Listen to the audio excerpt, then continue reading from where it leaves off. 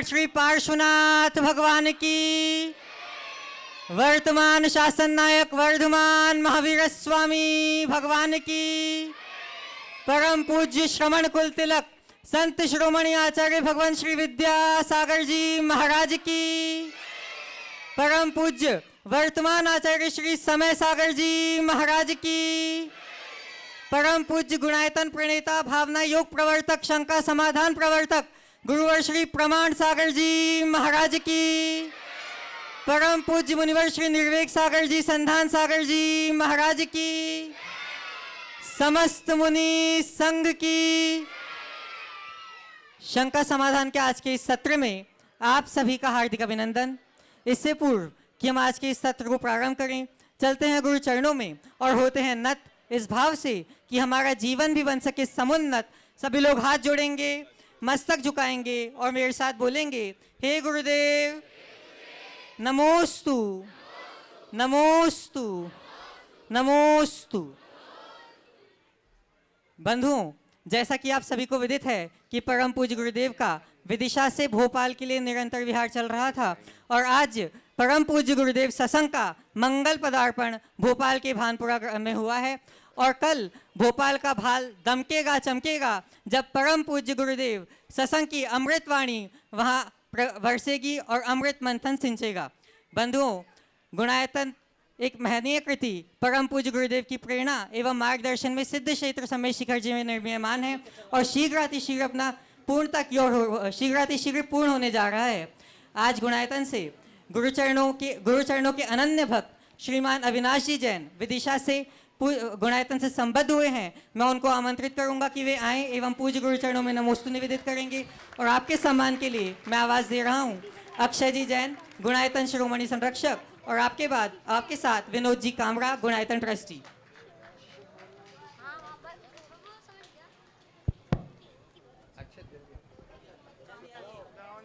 अविनाश जी विदिशा से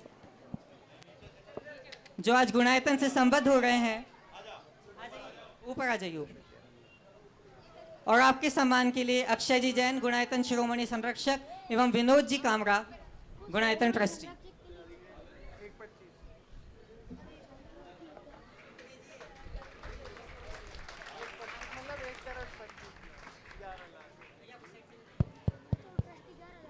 बंधुओं, सभी लोग करतल ध्वनियों से इनकी अनुमोदना करें।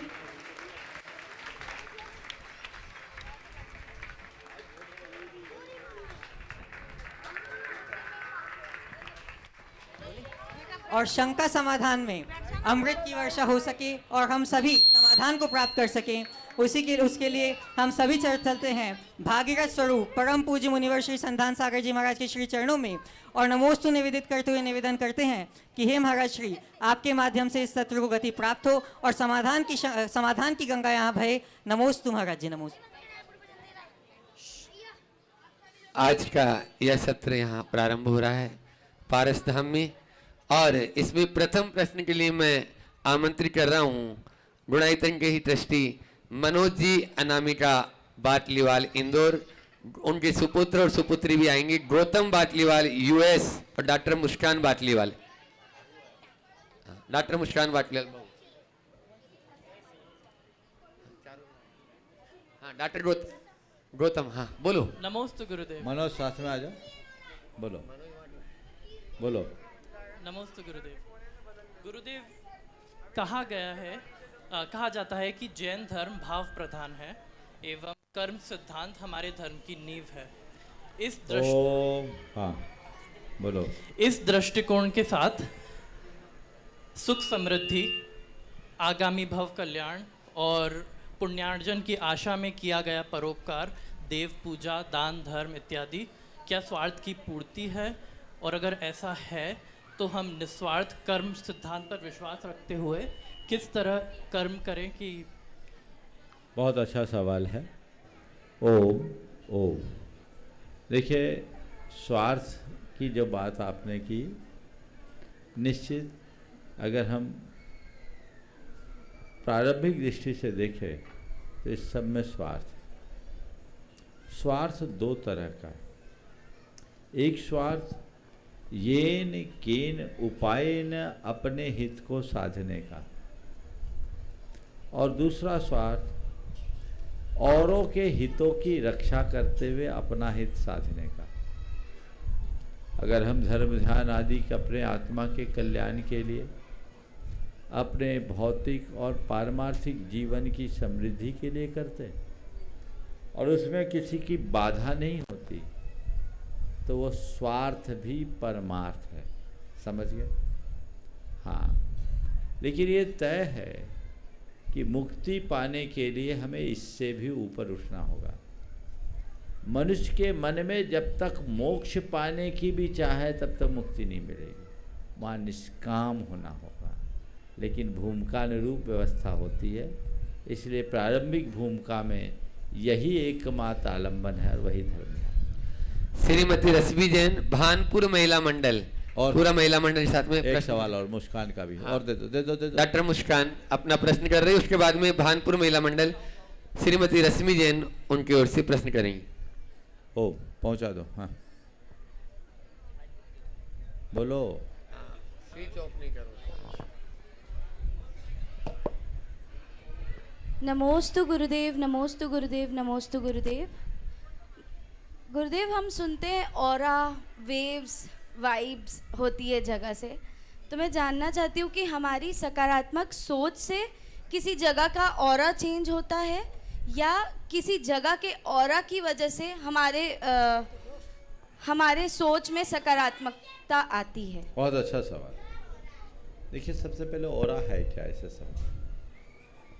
ऑरा हर व्यक्ति और हर वस्तु के अंदर से निकलने वाले तरंगों का नाम, जो व्यक्ति से भी होता है, वस्तु से। सवाल, ऑरा से हमारी सोच बदलती है या हमारे सोच से ऑरा बदलता है? दोनों चीजें संभव। उदाहरण के लिए मैं कहूँगा, गंगा में नाली का पानी जाता है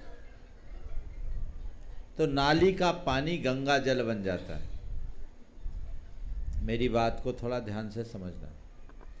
गंगा में नाली का पानी जाता है तो नाली का पानी भी गंगा जल बन जाता है, लेकिन गंगा जल यदि नाली में गिर जाए तो गंदा जल हो जाता है। कौन डोमिनेट है, सब कुछ इस पर डिपेंड करता है। यदि व्यक्ति की सोच का स्तर अच्छा है तो उसके प्रवास से नकारात्मक धारा भी सकारात्मक हो जाएगी, और यदि कहीं का वातावरण सकारात्मक है तो वहाँ नकारात्मक व्यक्ति की सोच भी सकारात्मक होगी। उदाहरण के लिए, मंदिर में जब भगवान के पास जाते या किसी संत के पास जाते, प्रचंड क्रोधी भी शांत हो जाता है। क्यों? ये गुरु का या भगवान का अपना प्रताप है ना। तो उनके प्रभाव से, यानी उनके ओरा से आपकी सोच बदल। इसके विरुद्ध कई जगह बड़ा कलुषतापूर्ण वातावरण है, तो उस वातावरण के प्रभाव से शांत आदमी में भी चिड़चिड़ापन आ जाता है। तो ये दोनों चीजें एक दूसरे पर निर्भर करती, कौन डोमिनेट है। समझ गए? बहुत बढ़िया। ओ, आगे। भानपुर महिला मंडल से रश्मि जैन प्रश्न पूछ रही हैं और उसके बाद में तैयार रहेंगे यही पंचबालियती मंदिर पारसधाम की पूरी कमेटी। नमोस्तु महाराज जी। महाराज जी, संयुक्त परिवार में, बोलो महाराज जी, संयुक्त परिवार में जहाँ पर 4 लोगों की मानसिकता अलग अलग है, किसी की धर्म में, किसी के धर्म के प्रति, तो महाराज जी ऐसे में तालमेल कैसे बिठा के रखें? देखिए, मानसिकता अलग अलग होने में कोई हानि नहीं है। हानि तब है जब मानसिकता टकराती। जिसकी जो मानसिकता, उसको उस मानसिकता से जीने दो, उसको अपनी अपनी रुचि से जीने दो, लेकिन अपनी रुचि उन पर थोपना बंद कर दो, तो चीज़ें बन जाएगी। नमोस्तु महाराज जी, नमोस्तु। हाँ, जब तक वो तैयार हो रहे हैं पुरुष मंडल, तब तक महिला मंडल, पारस महिला मंडल तैयार हो जाए। पंचबालिती पारस महिला मंडल, और एक प्रश्न वो अपनी ओर से रख रही हैं, और उसके बाद में तैयार रहेंगे पारसनाथ युवक मंडल यहाँ का कमेटी पूरी, जिसमें प्रश्न करेंगे महामंत्री राकेश जैन फट्टा।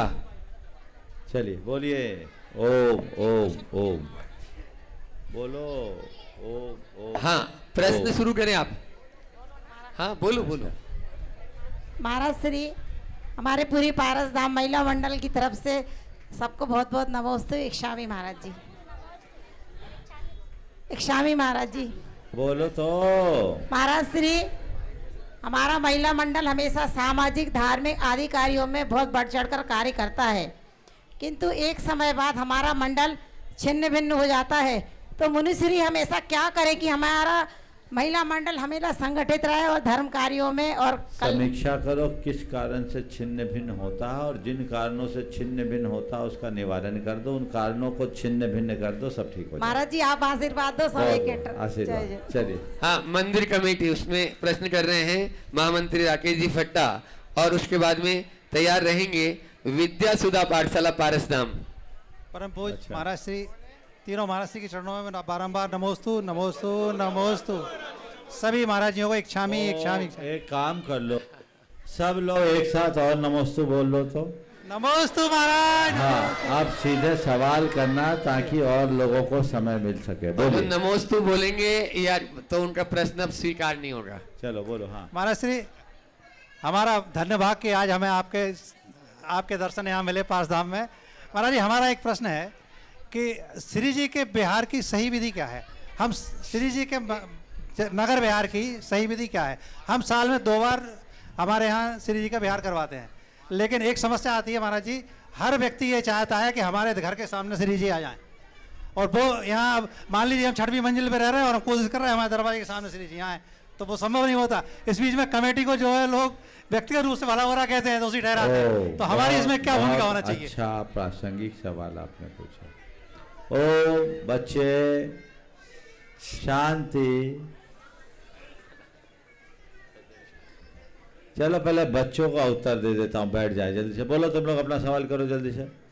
विद्या सुधा सागर पार्षधाम भोपाल के बच्चों की ओर से त्रय मुनिवर के चरणों में बारंबार नमोस्तु। अभी क्या बोला? सवाल करो जल्दी से। हाँ महाराज श्री आज तो हम धर्म पाठशाला आदि सभी धार्मिक क्रियाओं में संलग्न रहते हैं। आगे हमारी एजुकेशन बढ़ती जाएगी तो हम धर्म एवं शिक्षा में सामंजस्य कैसे बिठाएं? बिल्कुल, ऑनलाइन शिक्षा लेते रहेंगे, साप्ताहिक पाठशाला अपनी चलाते रहेंगे, और जो अभी तक सीखा उसका मनन और मंथन करते रहेंगे तो अपने आप सामंजस्य बैठ जाएगी, है ना। और शांति से बैठ जाओ ताकि अब पाठ शंका समाधान में सामंजस्य बैठे। बैठ जाओ शांति से। नमोस्तु। अब आपका सवाल। ओ बैठ जाओ शांति से। ओ आपने पूछा भगवान के बिहार का सही तरीका क्या है। देखिए, भगवान का विहार यानी एक प्रकार से समो शरण का विहार। भगवान का विहार भगवान के समो शरण के वैभव और ठाट के साथ होना चाहिए। पूरा वर्णन कर दूं। सबसे आगे धर्म चक्र चलना चाहिए, उसके बाद धर्म ध्वजा होनी चाहिए, फिर धूप घट होनी चाहिए, फिर अष्ट मंगल द्रव्य लिए हुए मांगलिक स्त्रियां होनी चाहिए। अष्ट मंगल समझ गए, भृंगार चामर आदि अष्ट मंगल होना चाहिए। उसके बाद लोगों को पंक्तिबद्ध तरीके से चलना चाहिए, भजन भक्ति आदि करते हुए। भगवान को रथारूढ़ करे अथवा विमान में, सड़क के मध्य से भगवान चले। भगवान आपके द्वार न आए, आप भगवान के चरणों में आए। कायदा ये। और भगवान की अभ्यर्थना करने के लिए आप पहले से आके तैयार हो। आप भगवान की प्रतीक्षा करो कि भगवान आपकी प्रतीक्षा करे। महाशय 6वीं मंजिल से आ रहे, रुक जाओ, ये ठीक बात नहीं। दरवाजे तक लाना ये भक्ति का अतिरेक। मुख्य मार्ग पर अनुशासन के साथ सड़क पर आए और आप वहाँ जाएं, व्यवस्था के अनुरूप अभ्यर्थना करें, वंदना करें, दूर से भी आरती कर सकते हैं। ये एक तरीका है। इस तरीके के साथ खूब हर्ष उल्लास के पूर्वक भगवान की वंदना करनी चाहिए। इसी तरह मुनिराज जब आपके नगर में आते हैं तो भी आप लोगों को ध्यान रखना चाहिए। कल भोपाल वालों का योग बन रहा है, चौक में हम लोगों को जाना है। निश्चित भोपाल तो अभी से उमड़ना शुरू हो गया है, अभी से क्या 2 दिन से 3 दिन से उमड़ रहा है। आप लोग भाव भक्ति बहुत है, लेकिन वह एक निर्देश आज इस मंच के माध्यम से न केवल आप लोगों को अपितु सबको देना चाहता हूँ। कल जब हम लोग विहार करेंगे, रास्ते में कहीं पाद प्रक्षाल मत करिएगा। आप लोग पाद प्रक्षाल करते हैं, धक्का मुक्की होती, कई बार हम लोगों के गिर जाने का डर रहता है, और हमारे छुल्लक जी लोगों को तो पता नहीं कितने धक्के मार देते हैं आप, तो ये अभिनय हो जाती। इसी तरह पाद प्रक्षाल के साथ आप लोग आरती का दीप आदि लिए रहते हैं, तो ये ध्यान नहीं रहता, कई बार डर लगता है कि कोई उसके चपेट में ना आ जाए। तो सबसे उत्तम तरीका यही है, गुरुओं की अभ्यर्थना करिए, वंदना कीजिए, अपने दरवाजे पे खड़े होइए और दूर से आरती उतार लीजिए, आशीर्वाद ले लीजिए, ये सबसे उत्तम है। कल आप लोग ऐसे ही व्यवस्था सुनिश्चित कीजिएगा। कमेटी के लोगों को मैं कह रहा हूँ, ये संदेश सब तक पहुँचा दीजिए, जैसे पहुँच ही गया होगा, लेकिन इसी व्यवस्था को सुनिश्चित करके ये कार्य करें तो इससे प्रभाव ना होती। दूसरी गलती करते हम लोगों को आप लोग घेर लेते, किसी को दर्शन ही नहीं मिलता। हमारे आजू बाजू में चलने वालों को चाहिए कि वो लोग हम लोगों के पीछे चले, तो अपने आप अच्छी प्रभावना होती है, गरिमा होती है, कोई वंदना भी ठीक तरीके से कर सकता है, दर्शन भी कर सकता है, इसका ध्यान रखना चाहिए। बहुत बहुत अक्षय सन्नी भाई मनाली जैन, जो डुणाईतन के शिरोमणि संरक्षक बंधु इरादे मजबूत हों तो अपना आप ही सब काम होते हैं। आप देख रहे हैं छोटी सी उम्र में भी आज दोनों ने शुद्ध भोजन बनाया और पूज्य निर्वेद सागर जी महाराज का पटदान करके नवदा भक्ति से आहार दान का सौभाग्य प्राप्त किया। इस उम्र में ये संस्कार है ज्ञानचंद जी के, दादा के और पिताजी के और सबके, यही संस्कार आप सब में भी आए, ये प्रश्न रखें। और उसके बाद में तैयार रहेंगे पंकज अनिल सुपारी और पवन जी सुपर भोपाल। नमोस्तु महाराज जी। महाराज जी, अगर दुविधा ज़्यादा हो तो भी खतरनाक है, और अगर सुविधा ज़्यादा हो तो भी खतरनाक है, तो इस खतरनाक स्थिति से कैसे दूर रहा जाए, कृपया मार्गदर्शन दीजिए। ज़्यादा दुविधा हो, ज़्यादा सुविधा हो तो खतरनाक है, तो ज़्यादा से बच जाओ, अति सर्वत्र बचे। न ज़्यादा सुविधा रखो, न ज़्यादा दुविधा पालो। और देखो दुविधा किसके पास आती है, जो ज़्यादा सुविधा में जीता है। जो ज़्यादा सुविधा में नहीं जिए, रफ टप जिए न, तो ज़्यादा दुविधा भी नहीं होगी और सुविधा तो है ही नहीं, आनंद ही आनंद। नमोस्तु महाराज जी। पवन जी सुपारी, अरविंद जी सुपारी और पवन सुपर। चलो एक साथ पंकज पंकज जी आप प्रश्न पूछ लें। हाँ, और उसके बाद में तैयार रहेंगी ब्रह्मचारिणी सपना दीदी, शैली दीदी और शिल्पी दीदी भोपाल। गुरुवर नमस्तु करता हुआ मैं निवेदन कर रहा हूँ सीधा कि मध्य प्रदेश की राजधानी भोपाल में आपने कई वर्षों पूर्व एक धर्मायतन की शुरुआत की थी, पत्थर के मंदिर की। वह शुरुआत आज अपनी ऊंचाइयों को छू चुकी है, और गुरुवर का आशीर्वाद और गुरुवर का जो संकल्प का सपना था वो हमको पूरा करना है। और क्योंकि हमने विनयांजलि में भी एक ही बात की थी कि भोपाल के लोगों की सच्ची विनयांजलि यही होगी कि हम सब लोग मिलकर इस शक्तिपुंज बन जाएं और इस कार्य को अतिशीघ्र पूर्ण करें। महाराज श्री, हम आपसे इसमें एक निवेदन करना चाहते हैं, आप इस प्रवास में हम भोपाल की जैन समाज को इतनी ऊर्जा, इतनी शक्ति दें, हम सब कार्यकर्ता बंधु और समाज मिलकर ये कार्य अपनी समर्थ और शक्ति के अनुरूप आगे बढ़कर हम लोग कर सके और त्याग करें। बहुत अच्छी बात आपने उपस्थित की है। अच्छा हुआ भोपाल में घुसने के पहले ही बात उठा। मैं तो सोच रहा था वहाँ जाने के बाद इसकी चर्चा करूँगा, लेकिन जब चर्चा चालू हो गई तो यहीं से सही मंगलाचरण हो जाए। मैं तो आज आप सब से ये कहूँगा कि आप सब बहुत भाग्यशाली हैं कि परम पूज्य गुरुदेव की परम कृपा आप सब पर बरसी। गुरुदेव ने हमारी समाज को बहुत कुछ दिया, और समाज को जो दिया सो दिया भोपाल वालों को भरपूर मिला। और हबीबगंज के उस जिनालय के निर्माण ने भोपाल के इतिहास में एक नई इबारत लिखी, और गुरुदेव ने उसमें बहुत समय भी दिया। ये पूरे समाज की जिम्मेदारी है कि उसे तत्परता पूर्वक आगे बढ़ाए और गुरुदेव के भावों के अनुरूप उसे शीघ्रातिशीघ्र पूर्ण करे। सबको ठान लेना चाहिए, संकल्पित हो जाना चाहिए कि अब हम उसे पूरा करके ही दम लेंगे, किसी प्रकार का कोई कोर कसर नहीं छोड़ेंगे।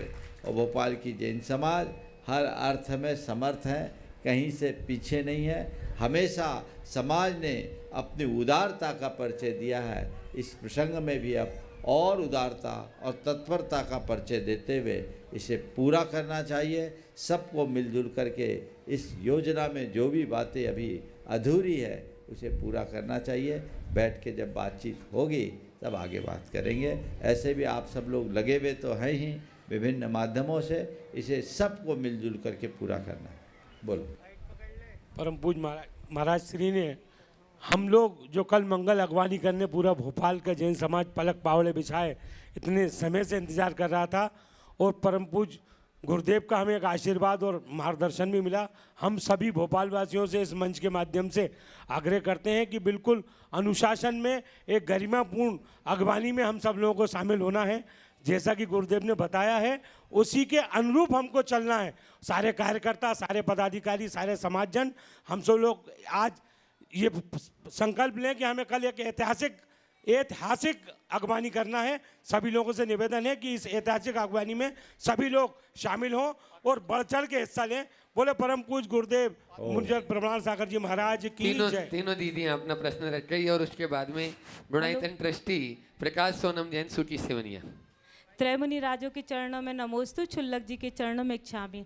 महाराज श्री जी, आजकल घरों में माता पिता व्रती प्रतिमा वाले होते हैं, तब वो जब वो वृद्ध अवस्था को प्राप्त हो जाते हैं तो उनका व्यवहार बहुत चिड़चिड़ापन हो जाता है, और जब प्रतिकूल परिस्थितियां होती हैं तो हम लोग उनमें कैसे सामंजस्य बिठाएं, उनके व्रत प्रतिमा भी पालन हो जाए और उनके चिड़चिड़ाहट भी ना रहे। देखिए, सबसे पहली बात तो यह है कि व्रतियों को अपने व्रतों के पालन के साथ साथ परिणामों को भी संभालना चाहिए। उनका आचार व्यवहार इस प्रकार का होना चाहिए कि उन्हें कहना न पड़े ये व्रती है, अपितु उन्हें देखकर सब समझ जाएं कि ये व्रती होने का मतलब केवल 16 का भोजन करने वाला नहीं, व्रती होने का असल मतलब तो शालीनता और विनम्रता के साथ जीने वाला होना।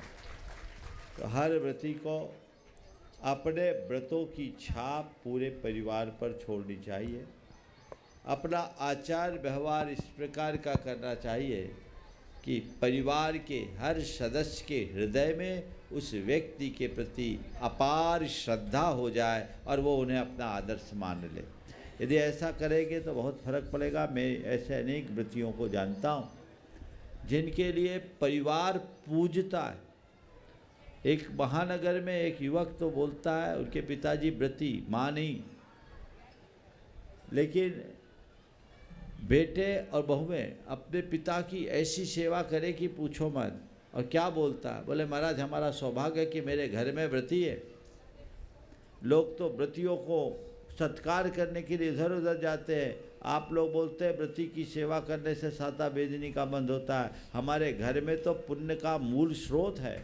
और क्या बोला, बोले महाराज हम तो कुछ नहीं जानते, हमारे पिताजी दिन भर माला गिनते हैं तो हम नोट गिन पाते हैं।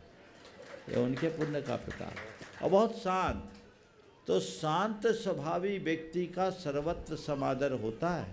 और यदि किसी व्यक्ति के स्वभाव में इस प्रकार का चिड़चिड़ापन आदि हो तो वो मामला गड़बड़ा जाता है। इसलिए इस गड़बड़ाहट से बचना चाहिए। अब रहा सवाल व्रतियों में चिड़चिड़ाहट क्यों आती है?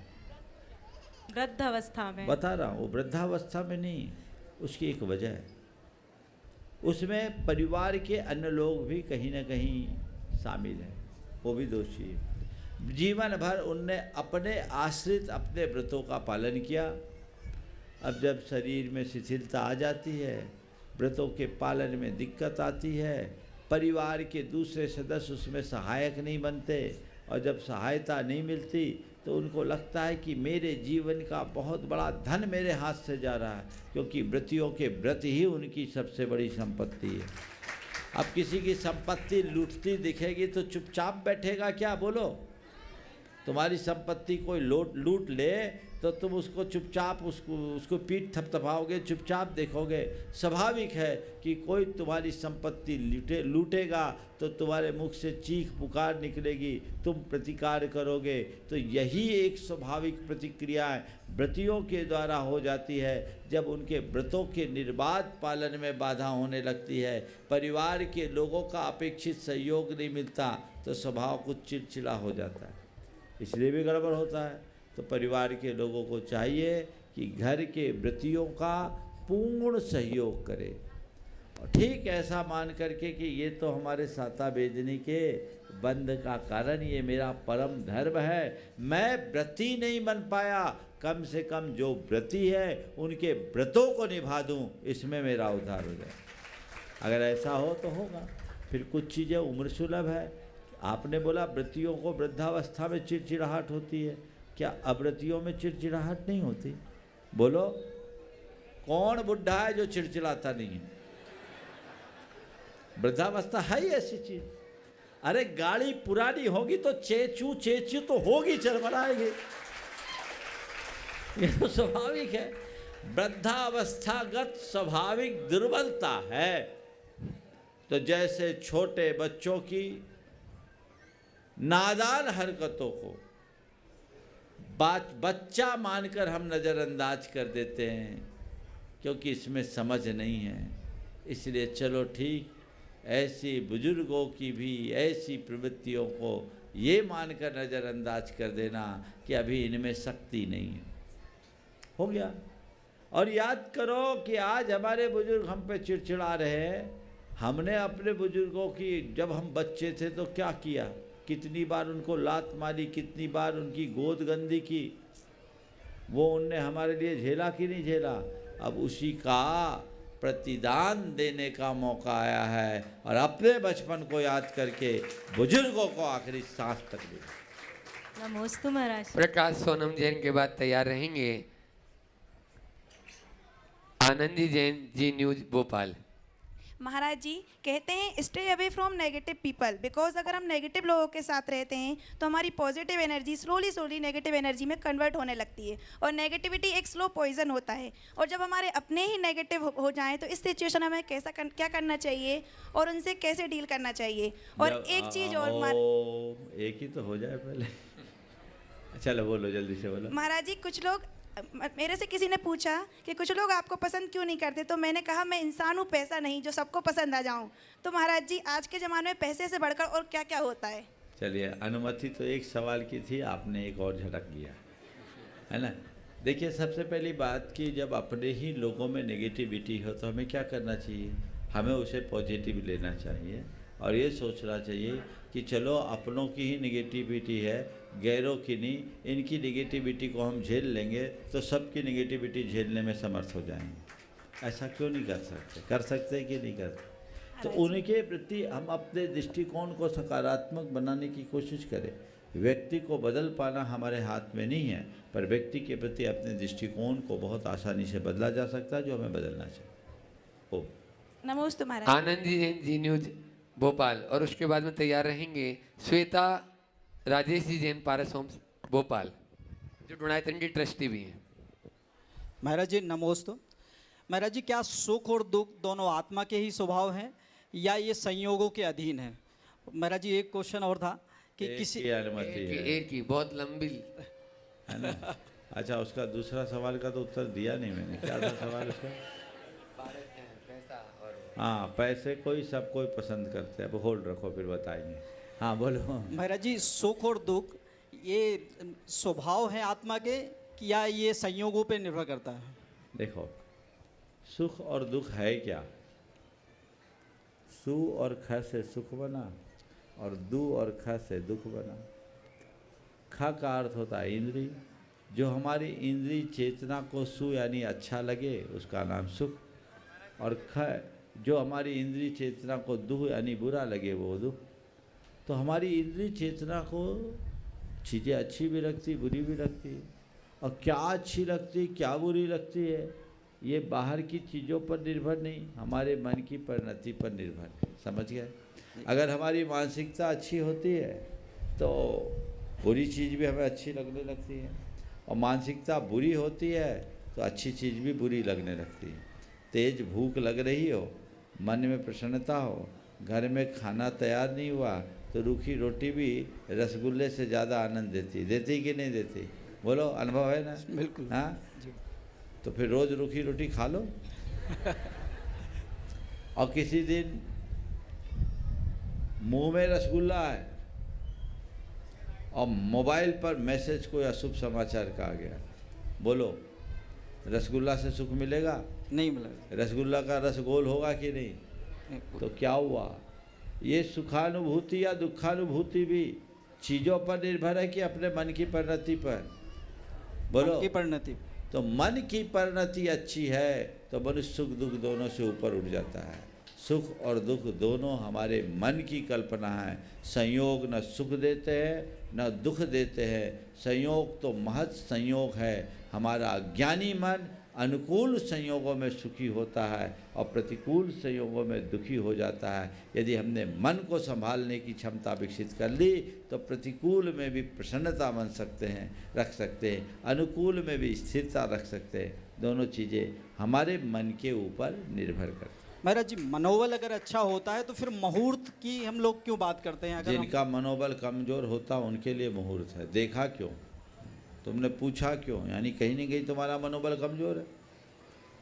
गए क्यों?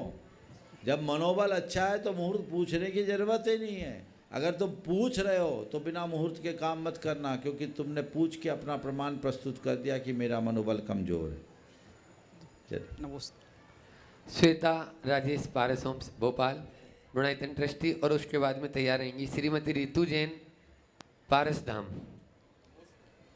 महर्षि अष्टापद यात्रा पे गए थे तो वहाँ देखा अष्टापद में जो पुराना मंदिर है उसमें वो किसी अन्य समाज के द्वारा अधिकृत है, तो वहाँ जैन समाज के लोग 11-11 हज़ार रुपये की रसीद कटवा कर और वहाँ अंदर जाकर दर्शन करके आते। तो कहाँ तक पूछे थे हमारे जी मार्गदर्शन? देखिए, ऐसा है, अष्टापद की प्रतिमा के विषय में ऐसी मान्यता है कि वो आदिनाथ भगवान की प्रतिमा। अब समय काल के अनुसार व्यवस्थाएं बदल गई। चूँकि भगवान आदिनाथ की निर्वाण भूमि से संबद्ध होने के कारण अष्टापद के प्रति हम लोगों की आस्था है। अब वो लोग जाते हैं तो मन में एक कुतूहल होता है कि कम से कम एक बार झलक तो देख ले, शायद इसलिए ऐसी व्यवस्थाएं लोग बना देते हैं। पर हमारे भगवान तो हमारे भीतर है, हम कहीं भी जाएं हम भगवान के बीच राग स्वरूप का स्मरण करें। ओ बोलो। श्रीमती रितु जैन पारसधाम, और उसके बाद में तैयार रहेंगी डॉक्टर श्वेता जैन विदिशा शिरोमणि संरक्षक गुणायतन। महर्षि के चरणों में नमोस्तु। डॉक्टर सविता भोपाल। महर्षि बोलते हैं कि यदि आप सास ससुर की सेवा कर रहे हैं तो आपके पिछले जन्म के ही कर्म हैं कि आपको सास ससुर की सेवा करनी पड़ रही, मतलब आपके पिछले जन्म के पाप हैं। तो यदि हम ये समझ के करें कि हमारे पिछले जन्म के पाप थे इसलिए हमें सास ससुर की सेवा करनी पड़ी, तो ये तो बहुत गलत होगा। अपितु यदि हम ये सोचें कि हमारे अच्छे कर्म में इसलिए हमें सास ससुर की सेवा करने को मिली, तो हमें इनको क्या? हाँ जी, बहुत अच्छा सवाल किया आपने। जो कहा मैं तो कहूँगा कि जो ये सोच करके अपने सास ससुर या बुजुर्गों की सेवा करता है कि मुझे सेवा करनी पड़ रही है पिछले जन्म के पाप के कारण, मैं समझता हूँ उनके पिछले जन्म का पाप नहीं, अभी का पाप फल रहा है। उनकी बुद्धि उल्टी। माँ बाप या बुजुर्गों की सेवा करनी नहीं पड़ती, करा जाता है। ये हमारे ऊपर कोई ऋणानुबंधन नहीं, ये हमारा परम कर्तव्य है। उस कर्तव्य की पूर्ति हम सबको करना चाहिए और अहोभाव के साथ। और ये जो लोग ऐसी सेवा करते हैं उन्हें ये सोचना चाहिए कि यदि हम सेवा कर रहे हैं तो हम अपना वर्तमान और भावी जीवन संभाल रहे हैं। आने वाली पीढ़ियों को हम वही संस्कार देंगे जो आज हम कर रहे हैं। आपने बिल्कुल ठीक किया। कर्म उनके फूटे हैं जिनको माँ बाप नहीं मिले। वे लोग बहुत भाग्यशाली है जिनको माँ बाप की छाया मिली और सेवा का सौभाग्य प्राप्त हुआ। नमोस्तु महाराज श्री, नमोस्तु महाराज श्री। डॉक्टर सविता जी जैन भोपाल, शिरोमणि सरट से गुणाईतन, हाँ मिनाल रेजिडेंसी। और उसके बाद में तैयार रहेंगे आज जिस पारसधाम में यह संकट समाधान हो रहा है उसके कॉलोनाइजर विनोद जी कामरा, चटकेश जी और पंकज जी, तीनों एक साथ एक प्रश्न कर लेंगे। वे ओ पूरा समूह आ जाओ। हाँ बोलो।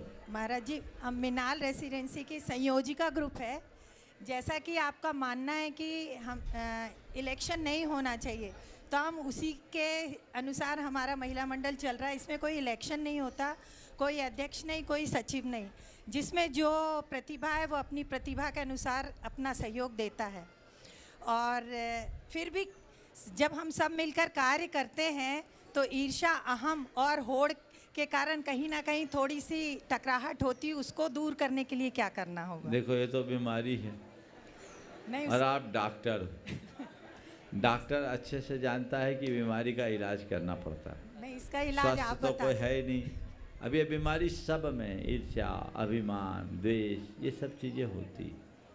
लेकिन इसके लिए हमें एक काम करना चाहिए कि ये बीमारी पनपे नहीं, उसके लिए पहले से मनोदशा ठीक करना चाहिए। और मनोदशा को ठीक करने के लिए एक आध्यात्मिक प्रशिक्षण, जो भी समाज सेवा के या धार्मिक क्षेत्र में आगे आना चाहते हैं उनके मन में ये बात बैठनी चाहिए कि मैं ये सेवा का कर्म करने जा रहा हूँ, ये सेवा मेरी पूजा है। मैं व्यक्तिगत किसी लाभ के लिए काम नहीं कर रहा, मैं अपने जीवन के उत्थान के लिए कर रहा।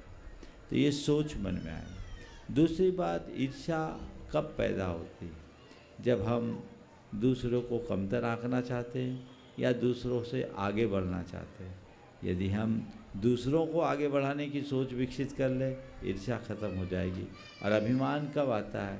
जब हम अपने आप को दूसरों से श्रेष्ठ समझने लगते हैं, हम औरों को श्रेष्ठता प्रदान करने लगे, अभिमान भी खत्म हो जाएगा। और इसका बहुत सरल सा तरीका है, एक दूसरे को श्रेय दो और एक दूसरे की सराहना करना शुरू कर दो। न ईर्ष्या पनपेगी, न अहंकार पनप पाएगा, सब में स्थिरता। नमोस्तु महाराज, नमोस्तु, नमोस्तु। विनोद जी, चटकेश जी, पंकज जी जो कॉलोनाइजर भी हैं, जिन्होंने सबके दिलों पर भी अपना राज किया है, ऐसे प्रश्न कर रहे हैं चटकेश भाई। और उसके बाद में तैयार रहेंगे इंजीनियर विकास जी जैन, सुरभि नगर भोपाल।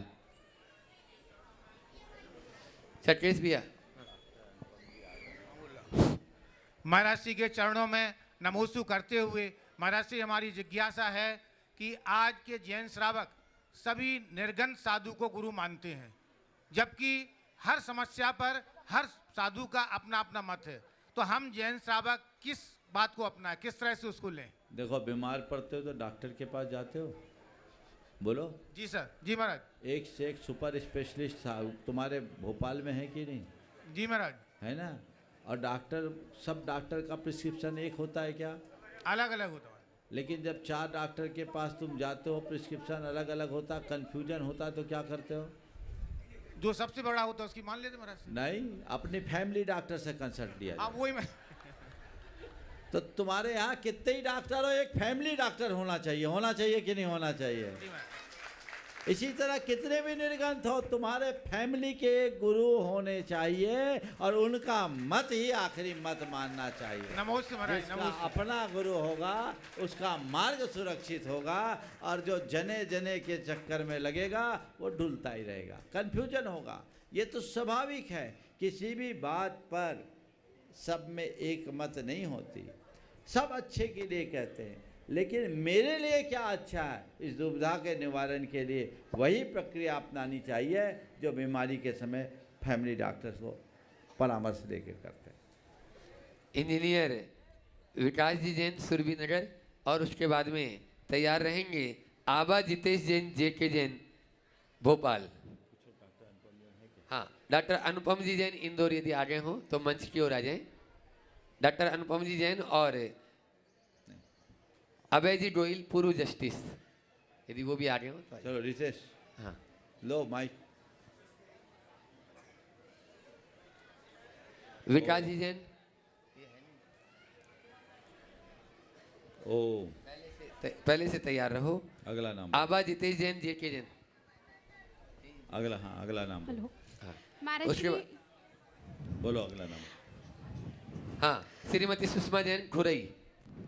तैयार है, बोलो। महाराज जी मैं ज्योतिष और वास्तु सलाहकार हूँ, लेकिन मेरा जो आगे का भाव है, मैं धर्म में आगे बढ़ना चाहती हूँ, तो क्या मुझे इसको जारी रखूँ या यही उसको? देखिए, ज्योतिष और वास्तु आज के समय में एक प्रोफेशन हो गया जी। अब मैं आपके किसी धंधे को बंद करने की सलाह क्यों दूं? नहीं महाराज जी, वो मेरा धंधा नहीं है, अरे लेकिन मेरे शौक है। हाँ शौक है। तो प्रोफेशन। हाँ। तो शौक भी एक धंधा होता, केवल पैसा के लिए कोई धंधा नहीं करता। कई दृष्टिकोण। आप मुझसे ये पूछना चाह रही कि ज्योतिष और वास्तु के विषय में मैं अपना परामर्श जारी रखूं हाँ। या न रखूं? जी। मैं इतना कहूँगा, यदि आपको ऐसा लगता है कि इस परामर्श से मेरे धर्म ध्यान में कोई बाधा नहीं है तो करते रहो, और जब आपको लगने लगे कि इससे मेरा धर्म ध्यान बाधित होता है तो अपना रास्ता पकड़ लो।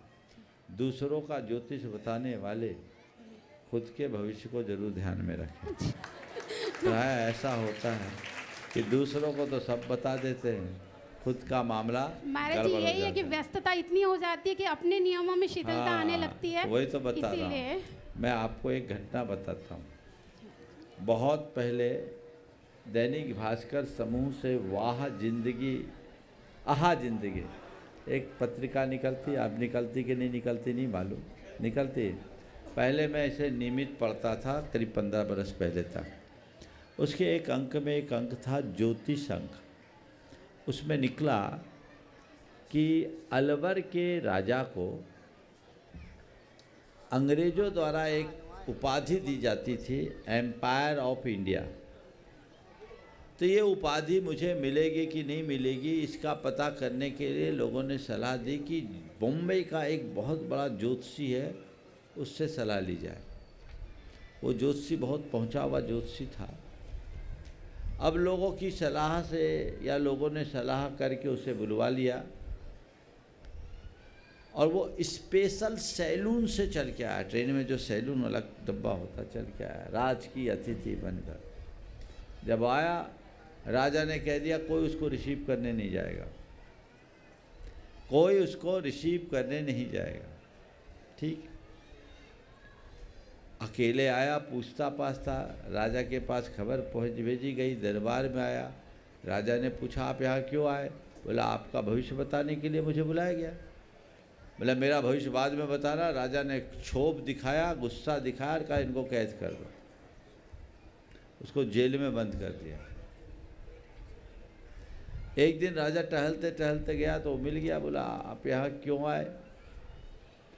बोले मेरा तो कोई अपराध नहीं था, मैं केवल मुझे बुलाया गया आपका भविष्य देखने के लिए, इसलिए मैं यहाँ आया।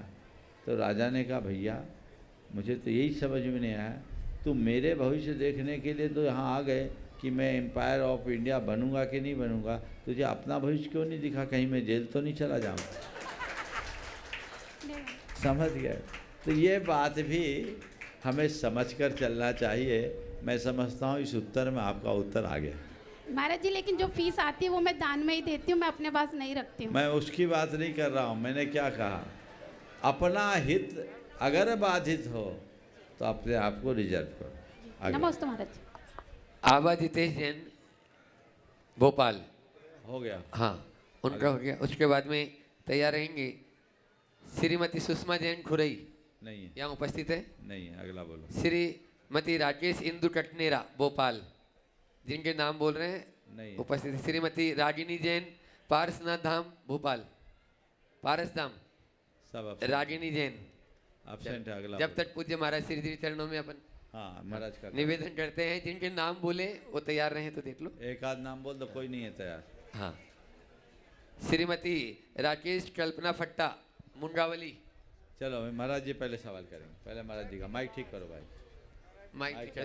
पूज्य महाराज से दोनों हाथ जोड़ लें। पूज्य महाराज श्री चरणों में नमोस्तु निवेदित करते हुए कि निसंक रहने वाले ऐसे मुनिराज के चरणों में अपन सब नमोस्तु करते हुए कि हमें आज इस शंका समाधान के सत्र में प्रश्न के द्वारा पूज्य गुरुवर के समाधान के गंगा में अवगाहन कराने का अवसर प्रदान करें। पूज्य महाराज श्री। माइक चालू करो यहाँ से। ओम। सुविधा और दुविधा की बात आपके सामने रखी गई।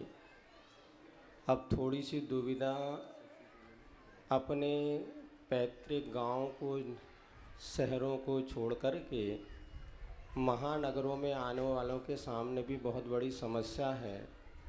अब ये फ्लैट जो है ना, फ्लैट जिसमें ना छत अपनी है ना ज़मीन अपनों, और बीच की डिबिया में इतना सा स्थान कि वहाँ पति पत्नी और 2 बच्चे के सिवा तीसरा आ ही नहीं पा रहा है।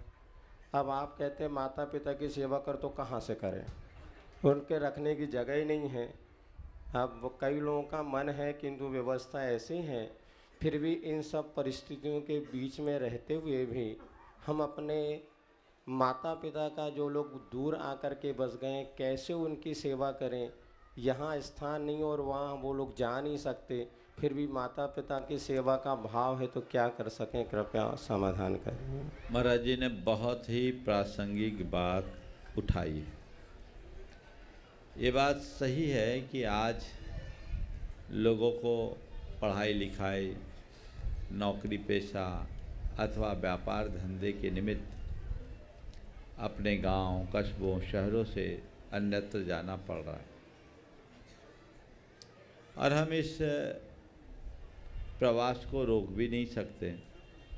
ये समय की पुकार है, परिणति। लेकिन तुम दुनिया में कहीं भी चले जाओ, गांव से बाहर जाओ, परिवार से दूर जाओ, लेकिन तुम्हारे अंदर तुम्हारा गांव होना चाहिए, तुम्हारे मन में तुम्हारा परिवार होना चाहिए।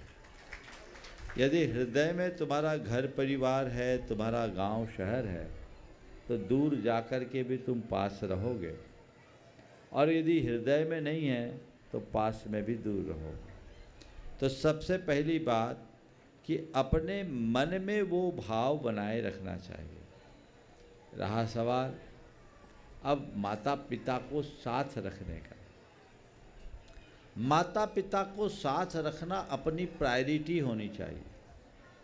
और कोई भी अगर घर बनाए अथवा फ्लैट ले तो कम से कम 3 BHK होना चाहिए, 2 BHK नहीं, 3 BHK होना चाहिए। क्यों?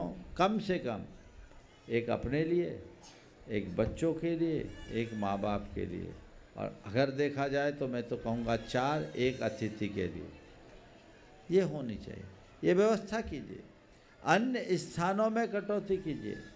यदि आप पहले से 2 BHK ले रहे हो, इसका मतलब आपने अपने माता पिता को अपने दिमाग से हटा दिया। और ये कैसी विडंबना, जिस माँ ने तुम्हें 9 महीने अपने पेट में रखा, उसी माँ के लिए तुम्हारे फ्लैट में जगह नहीं है। लानत होनी चाहिए। ये तो हमारी प्राथमिकता, हम छोटा घर रख लेंगे, लेकिन उनके लिए स्थान पहले सुरक्षित रखेंगे। घर बनाते समय ये काम किया जा सकता है। हम थोड़े पॉश एरिया से हटकर अगर हमारा बजट भारी पड़ रहा है तो हम कोई सामान्य इलाके में रह लेंगे, साधारण से मकान में रह लेंगे, लेकिन अपना घर ऐसा ही चुनेंगे जिसमें मेरे कम से कम जन्मदाता जनक जननी तो रह सके। ये कर्तव्य होना चाहिए कि नहीं होना चाहिए? तुम्हारी मानसिकता में ऐसा होता क्यों नहीं? बिल्डरों से पूछो तो बोलते महाराज आजकल 2 BHK ज़्यादा बिकता है ना, वो लोग ज़्यादा खोजते हैं। मतलब तुम्हारी मनोदशा विकृत हो गई। हाँ, हो सकता है इसके बावजूद तुम अपने घर में पर्याप्त जगह भी रखो, माता पिता को अपने साथ रखना भी चाहो, फिर भी ऐसा हो सकता है कि वो आने में इच्छुक ना हो, क्योंकि उनका मन नहीं लगता। वो जहाँ रह रहे हैं वहीं उनका ठीक चलता है, कोई बात नहीं, वो उनकी अपनी चॉइस है। पर तुम्हारी इच्छा और भावना तो ये होनी चाहिए कि पूरी जिंदगी उनके चरणों की सेवा कर सकूं, उनकी चरण रज ले सकूं। और कदाचित जो माता पिता अपनी वजह से नहीं आते, उनको सर्किल नहीं मिलता, उनको धर्म ध्यान की अनुकूलता नहीं मिलती, अन्य बातें नहीं मिलती, वो नहीं आ पाते, कोई बात नहीं। तुम तो उनके पास समय समय पर जा सकते हो, तुम उनसे अपना संवाद कायम कर सकते हो, तुम उनके सुख दुख की बात सुन सकते हो, सुना सकते हो, और जब तक वो समर्थ हो उनको रहने दो और उनको कहो आप तो अपना धर्म ध्यान करो और हमसे जो चाहिए वो हम आपके लिए तत्पर हैं। और जब लगने लगे कि उनका शरीर शिथिलता की ओर है तो उनके कल्याण का रास्ता खोलो और खुद अपने पास ला करके सेवा करो। मैं एक ऐसे व्यक्ति को जानता हूँ जो इसी भोपाल शहर से संबद्ध रहा। 1995 की बात है, वो आदमी अमेरिका में था, सब समझ जाएंगे। हाँ, अमेरिका में था, उसकी माँ के कूल्हे की हड्डी टूट गई। धन है वो व्यक्ति जो अपना सारा अपनी नौकरी छोड़ी, इंजीनियर, ख्यातनाम इंजीनियर, और नौकरी छोड़कर अपनी माता की सेवा के लिए आए। मैंने मंच से उनका सम्मान कराया था। जिनेंद्र भारिल नाम था, अभी हैं यहाँ, यहीं हैं, सभा में उपस्थित है क्या? हाँ जरूर। ये है आदर्श कि मेरी माँ वो व्रती थी, अकेली थी, यहाँ दूर जाना पड़ा पैसा कमाने के लिए गए, लेकिन मेरी प्राथमिकता में पैसा नहीं, मेरी माँ है, ये फीलिंग।